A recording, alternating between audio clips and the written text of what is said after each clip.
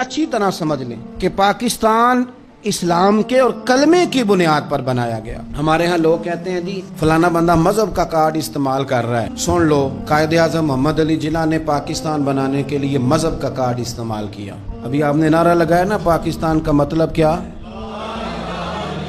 तो ये मजहब का कार्ड नहीं, मजहब का कार्ड इस्तेमाल किया तो पाकिस्तान बना। अब तो नहीं मुझे पता, मुझे ज्यादा मौका नहीं मिलता।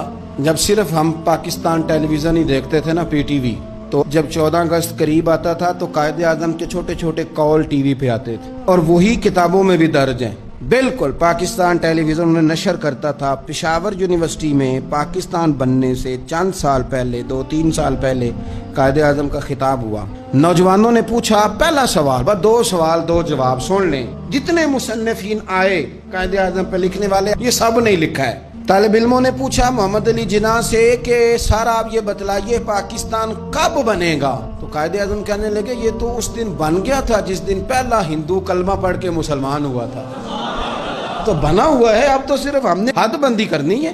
पाकिस्तान तो बना हुआ है, जिस दिन पहले बंदे ने कलमा पढ़ा था बन गया था। उसने फौरन दूसरा सवाल किया, उसने कहा ये बतलाइए दस्तूर, मंशूर, आईन, पॉलिसी, फॉरेन पॉलिसी, खारजा पॉलिसी, दाखिला पॉलिसी, ये कौन सी पाकिस्तान में आप नाफिज करेंगे? तो कायदे आज़म कहने लगे ये आपने अजीब बच्चों वाला सवाल पूछा है, दस्तूर, मंशूर, पॉलिसी, खारजा, दाखिला, इसका क्या मतलब हुआ? कहने लगे हमने कोई पॉलिसी नहीं बनानी, पॉलिसी तो हमें मदीने वाले रसूल ने बना के दे दी है, हमने तो बस वो नाफिज करनी है। लेकिन यहाँ पता नहीं लोग कहाँ सो गए, उनकी जिंदगी ने वफा ने की, वो चले गए।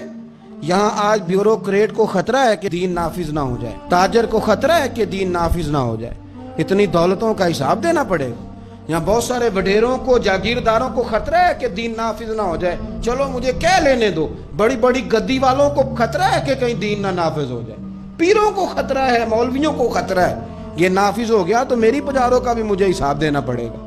इंशराह सदर ही नहीं, हम मुखलिस ही नहीं इस काज के साथ। मैं बड़ी खुले दिल के साथ बात करता हूँ कि अगर ये सारे गद्दियों वाले भी जो बहुत सारे असेंबलियों में बैठे होते हैं और अपने अपने लीडरों की तारीफें कर रहे होते हैं, तुम बुजुर्गों की औलाद हो, तुमने बुजुर्गों के नाम पर वोट लिए, इज्जतें पाई, और आके सियासी लोगों की तारीफ करते हो, इससे आधी तारीफें भी तुम मदीने वाले रसूल की करते तो तुम्हारी दुनिया भी बन जाती और आखिरत भी बन जाती। तुमने पैदाइश कहाँ की, खाया किसका और तुमने निभाया किसके साथ, इस कदर देरंगी। तो पाकिस्तान निज़ाम मुस्तफ़ा सल्लल्लाहु अलैहि वसल्लम के लिए बना है, इसमें दीन नाफिज होगा जब इसके अंदर हुजूर का बनाया हुआ कानून लागू होगा, जब इसके अंदर वो सजाएं जो नबी पाक ने बयान की वो नाफिज होंगी। आप देखें ना, हुजूर ने फरमाया था कि मैं वो निज़ाम लेके आऊँगा कि एक औरत मकाम हिरा, बहुत दूर था मक्के से, फरमाया एक बीबी अकेली मकाम हिरा से चलेगी और वो मक्के आएगी, मदीने आएगी, उसे किसी का डर नहीं होगा, अकेली चलेगी। हम तो अपनी जवान बच्ची अपने मोहल्ले की गली में रात को अकेली नहीं भेज सकते, हालांकि बड़े कैमरे, बड़ी खुफिया एजेंसियां, बड़े इदारे, लेकिन मेरे रसूल पाक बज़ाहिर कोई कैमरा नहीं, कोई खुफिया इदारा नहीं। फरमाया मैं वो निज़ाम लाऊंगा, मकाम हिरा से औरत अकेली चलेगी और मदीने आएगी, सिवाय अल्लाह के किसी का खतरा नहीं होगा। जनाब अबू हुरैरा कहते मैंने सुन लिया था, मैं मुंतजिर था कि वो वक्त आए। फिर जनाब उमर का जमाना, एक बीबी आई, वो ऊंट पे बैठी है और अपनी गोद में उसने गठड़ी कपड़ों की रखी है। फरमाते हैं जब मस्जिद नबी के बाहर उसने ऊंट बिठाया, मैं नहीं कोई और बात कर रहा था, पूछा कहाँ से आई हो, कहने लगी मकाम हिरा से। अकेली आई हो कि कोई साथ था, कहने लगी अकेली थी। का किसी ने कुछ कहा तो नहीं, कहने लगी कुर्बान जाऊं मदीने वाले नबी के निजाम पर। किसी ने आंख उठा के नहीं देखा, रोटी तो पूछते रहे, पानी तो पूछते रहे, सोने को जगह तो देते रहे, पर सारे मेरे इज्जत की, नामूस के मुहाफिज रहे।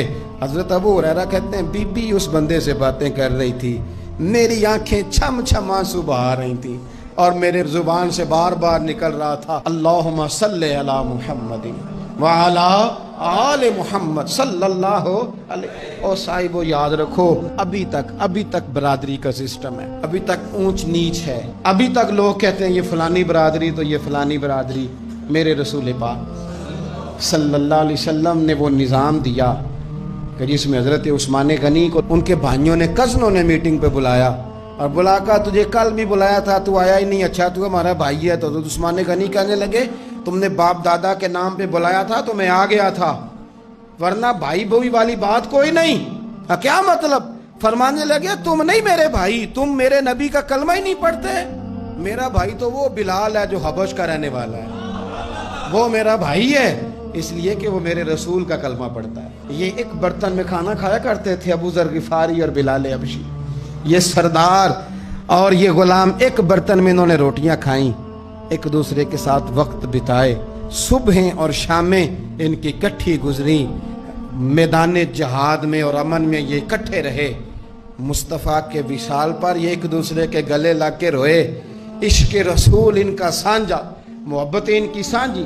یہ والا ماحول پاکستان میں دینے کے لیے پاکستان بنایا گیا تھا۔